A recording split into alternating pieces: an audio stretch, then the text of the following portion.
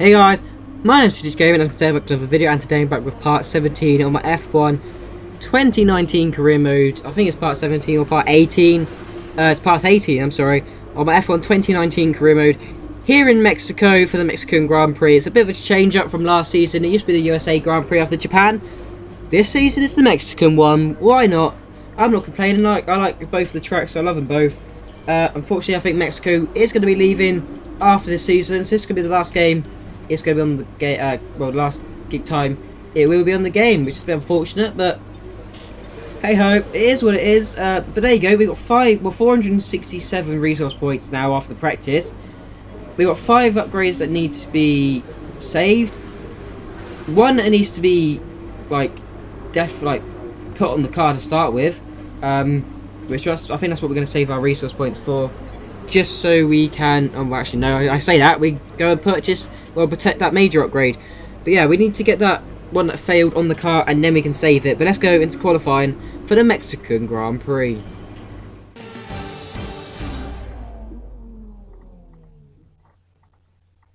Not long now until the lights go green for the Mexico Grand Prix qualifying. So let's get ready and see who has that pole position winning performance in them this afternoon.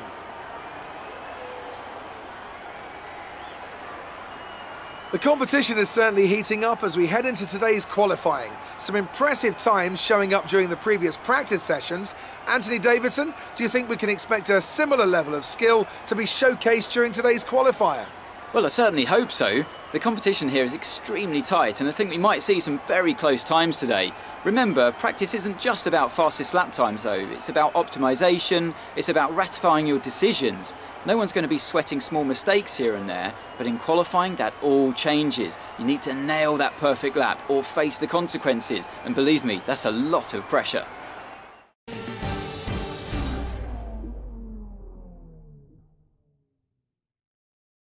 But here we are setting is this our one and only lap time? Yes, it is. It's our one and only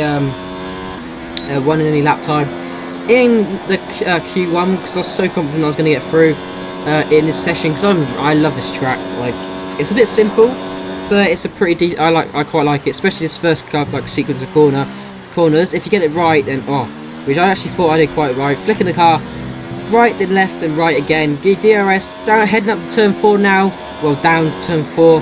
Then we got another long big chicane, clipping the curb on the apex. Now, just not going on the curb there because that loses your time. Going on the curb on the exit though, we could have used a bit more curb there. Not going on the curb until you get to this double apex right-hander. You want to clip the curb just after that. But this is where the fun begins.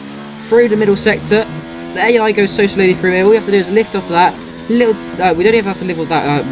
You don't have to break through that. Lift off a little bit. We do extend the track limits just a little bit there, which I should have probably lifted off a little bit more. Now through the stadium section, probably the worst bit of the track for me. I just don't have any pace through it for some reason. I never did an F1 2018 with the car. I think that's just the AI, especially around this last corner. The AI is so good, may I just say.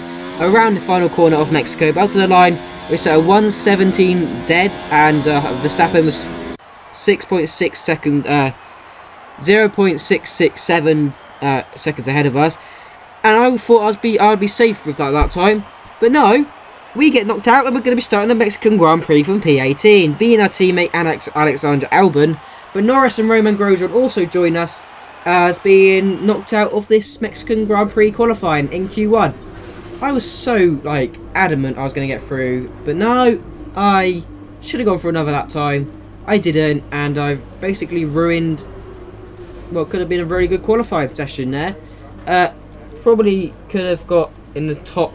I don't know, if I got because that wasn't even the cleanest lap time for the middle sector, especially. We probably could have got in the top 15 Q2. That would have been better, but it is what it is. But let's go into the Mexican Grand Prix and see where we can finish in the Mexican Grand Prix race.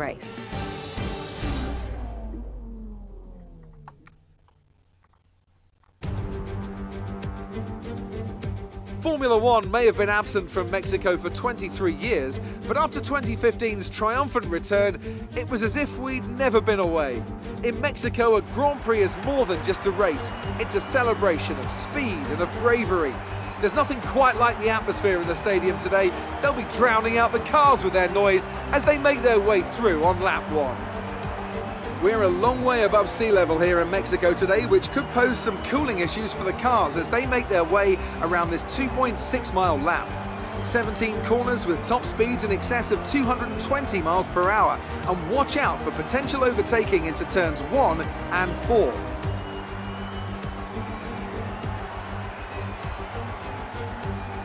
Alongside me once again for coverage of today's race, it's none other than the great Anthony Davidson. Now I want to ask you about Lewis Hamilton. Everything's on the line here today and the title hangs in the balance. So how do you think they'll be coping with all that pressure? I think as long as they keep their mind on the task and not its historical significance, they'll be just fine. This is a race just like any other. You do the best you can and accept that sometimes things are going to happen outside of your control. If they can approach today with that attitude, the pressure shouldn't be a problem. Off the back of a fantastic qualifying session, it's time to see how our starting grid looks for today's race. An immense lap from Lewis Hamilton yesterday puts him on pole position, and it's Valtteri Bottas that completes the front row. Looking at the rest of today's grid, we have Vettel, Gasly, Charles Leclerc and Verstappen, Ricciardo, Perez, Hülkenberg and Lucas Faber, Magnussen, Raikkonen, Lance Stroll and Butler, Sainz, Norris, Romain Grosjean and Joker, Russell and Alexander Albon picks up the last spot on the grid. Now it's almost time to lights out, so let's go down to the track.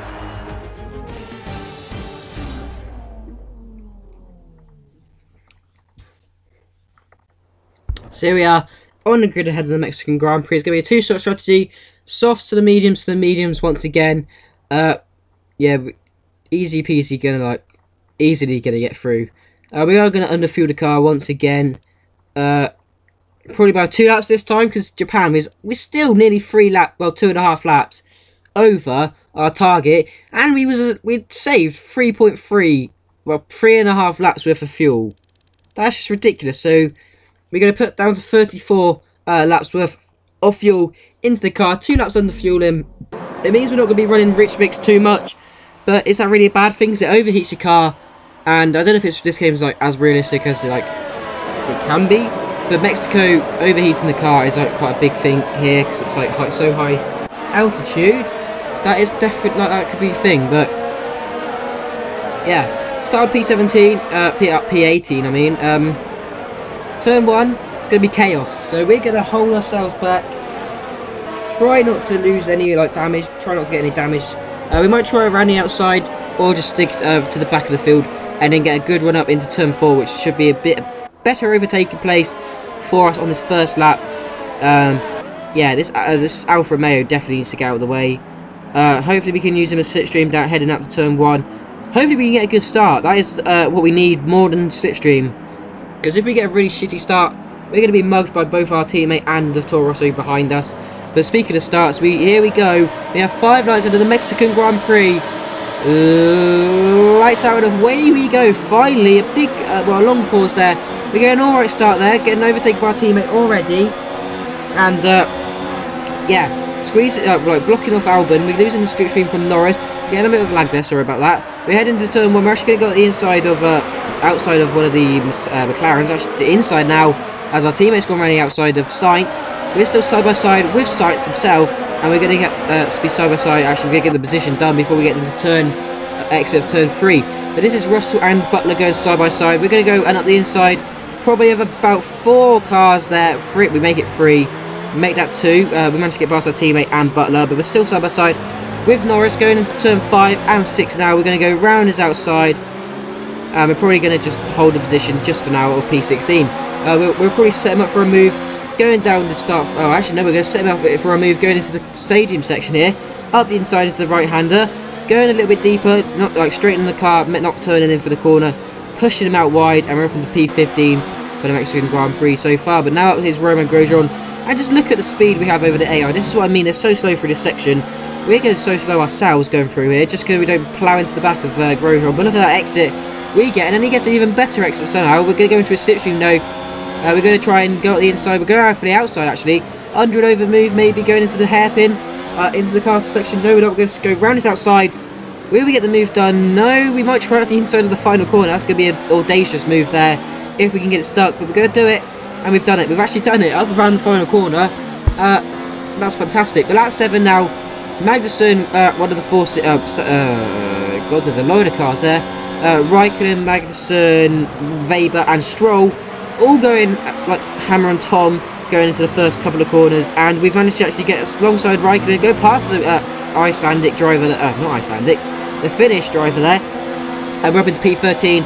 We've got DRS on Magnussen and Weber. We're going to have the inside of Magnussen turn 4. He's going to have the inside line for turn 5. Round the outside, and we managed to get up into P12. We can see the points now just in front of us on Lance Stroll, and we got to get past Weber before we can go for Lance Stroll. But through the middle sector, that's where we're going to gain all our time. We got Gasly coming into the pits, so that's us over to P11. It's not exactly set for P11, as now Magnussen's trying to overtake us down this long start-finish straight. But look at that! As soon as he pulls out of our slipstream, he has there's so much drag on that car. Like, God, did you see that? Like, he pulled out of our slipstream and he was like going backwards. We was going faster than him in a straight line. That is diabolical. That is so good. But yeah, so we've kept P11. But Stroll and Weber go side by side through this stadium section. I keep saying castle section, trying to say that. They're still going side by side through the hairpin. Now the final corner is coming up, and they're going to go side by side. It's going to hold each other up. We're going to get a better exit than Weber. I say that, he definitely gets a better exit than us. But we're going to be have a really good slipstream and DRS. We're going to whack up into Rich Mix. Weber's got the overtake up the on the right hand side of Stroll there. We're in the slipstream of Stroll. Look at this. We're catching him so hard. Oh, we're going to go. Look at the speed. Nearly 214 miles an hour up the inside. Is that going to be a double overtake into turn 1? Yes, it is. And we're up into P9 for this Mexican Grand Prix. A net P10 as Pierre Gasly's already stopped. And he's going to be charging his way through the field behind us. This is a replay. Look at that. Oh. The overspeed we had. This Mercedes power unit. Oh my God, I'm in love. It is so good, but end of the lap, we get a double overtake done. Yellow flags ahead. That's because Verstappen actually is out of the Grand Prix. But we're coming in for our pit stop, and so is Ricciardo. So it's actually going to be. He's going to stay ahead of us. He's already done his stop. So yeah, he's going to stay ahead of us for this Grand Prix. There you go. There's confirmation that Max Verstappen is out of the Grand Prix. 1.797 pit stop for the Williams team. Very nice. Naughty, naughty, naughty. We're going to come out in P16. A couple of cars in front of us haven't actually stopped. And we still have to overtake Verstappen, so there we go, up to P15 now. Easy peasy overtake there. Completed 10 laps of this Grand Prix. Speaking of which, end of that lap, a couple of cars are in the pits. Where's this going to move us up into the Grand Prix? It's going to be P10, and we're now in the position that we was before we pitted, and what we owed, basically. Up to P9 is Albon's now coming for his pit stop, so we're still a net P. We're actually P9, a net P9. Gasly's out of into the pits, so we're up into P8. Now Perez and Vettel are coming in pitted.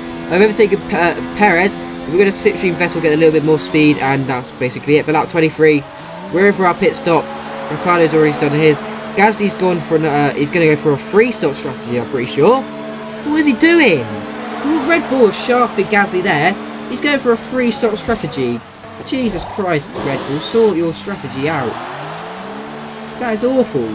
Why would you do that? We're actually going to come out at P10. So, we're basically, as long as we hold on to this position and don't get overtaken, we are guaranteed P10. But speaking of which, Grosjean's now into the pits, moving us up into P9. So we're guaranteed P9 for this Grand Prix, doubling our points as we do that. But now, the free stopping Gasly's in for his pit stop, and that moves us into P8. And that will be the end of that, because Valtteri Bottas has won the Mexican Grand Prix, won the last Grand Prix in Japan, I'm pretty sure. We just hold on to P8, just in front of Gasly, and yes, P8, after that awful race in Japan, we get a point-paying position. It's not the best points, but points are points, especially when you're fighting in the midfield. And yeah, fantastic result for Bottas there. Back-to-back wins, I'm pretty sure. Did he win in Russia? Yeah, I think he actually did win in Russia, so The I driver think that's did a everything that was triple. expected of them in That's the a moment hat trick to there really execute for the team's the plan to perfection. A shining example for of how the F1 finish really driver there. is a Sebastian team Vettel sport. comes fourth, just missing out on the podium, so that's a Mercedes bit are on unlucky top form once for the again after an German. excellent So race. It's great to see yeah. them up on that podium once again. Hamilton finished off the podium in second place with Charles Leclerc in third. Once again, it's Mercedes and Ferrari. Ferrari and Mercedes podium. No surprise there. We've had like 2 Red Bulls on the podium as well, so that's about it. And yeah, please stop being so good, Mercedes and Ferrari. Let us all catch up, And equal now cars, let's take a look at and the then driver's we'll see standings. who's Not the truly results the our best. points leader But wanted, but it that's the certainly makes positions things for the interesting Grand going Prix. forward. Some amazing talents Perez out in his on the home Grand track Prix today. come home for a pretty decent Anthony, 5th who place. would you pick as your Ricardo was driver 6th, of the Hulkenberg day? was I have 7th, to give it myself to was Joker. 8th, There was a lot Gasly was going on 9th, down the field, but they were actually the no, only Gasly one yeah, who I did do really a free felt stop. maximised their potential. K-Mag Let's move got on the to last points per Constructors. position It's another clear for win this for Mexican Mercedes Grand as Prix. they managed to secure the But Constructors' our title. teammate didn't get any An points, incredible unfortunately. performance We're for still the whole P8. team. We're Well, that's an end to 9 another points fantastic behind weekend of racing.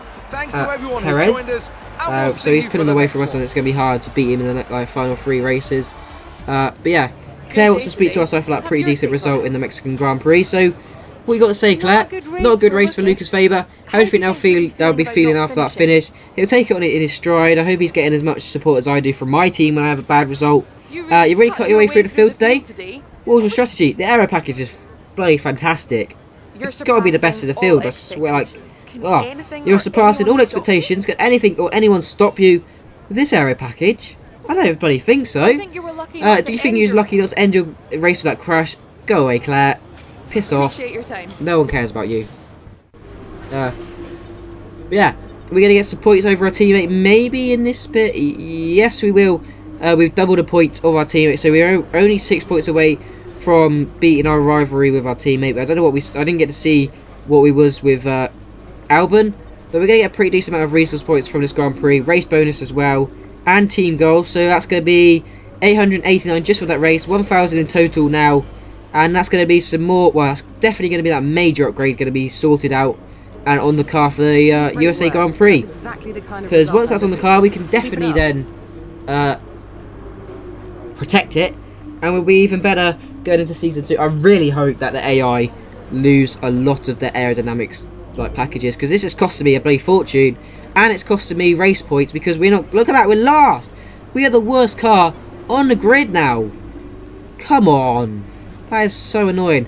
But there you go. We've purchased the upgrade for the major, and we've also gone and done the rear downforce. We've managed to get that like protected, and so that'll be on the car for the season 2 for this Williams career mode. We've got 3 minor upgrades to do, and that ultimate and that major upgrade that needs to be like on the car, put on the car first. But if we get all these aero packages put on the car, we should be second best aerodynamics wise. Mercedes is still the best somehow. Red Bull was second best.